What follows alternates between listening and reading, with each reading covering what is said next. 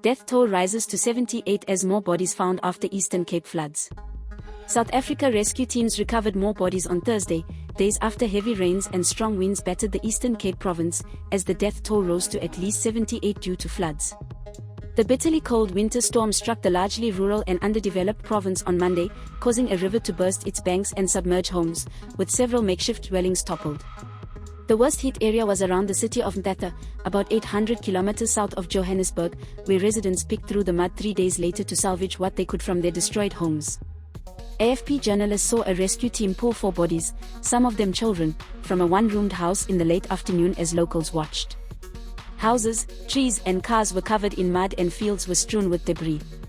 As the water subsides, more bodies are being discovered, said Caroline Gallant, Eastern Cape manager at the South African Red Cross Society, which has sent assistance to the disaster zone. More than 3,000 houses have been affected, she told AFP, adding it was the worst ever disaster recorded in the area. The figure has gone to 78, Velenkosini Hlabisa, Minister of Cooperative Governance and Traditional Affairs, told public broadcaster SABC News. These include 6 school students who were among 10 in a school van that was swept away in the flooding, he said. 4 of the children are still missing, officials said. We learned of an additional 2 learners today, who have been confirmed as having died on the walk to school, Basic Education Minister Sivyu Gwarup said. We are reeling, she told SABC News.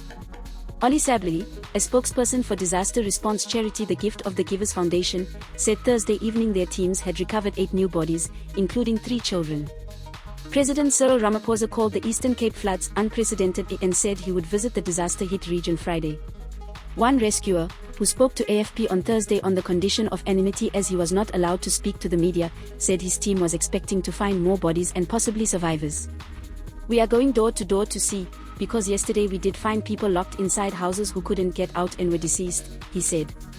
The storm damaged power and water supplies and at least 600 people have been displaced, the provincial government said, with many sheltering in community halls. Infrastructure has also been damaged and at least 20 health facilities affected, the local authority said. The numbers will increase dramatically, Sabley said. In the last 24 hours the number of people requiring assistance has jumped from 5,000 to 10,000, he told AFP.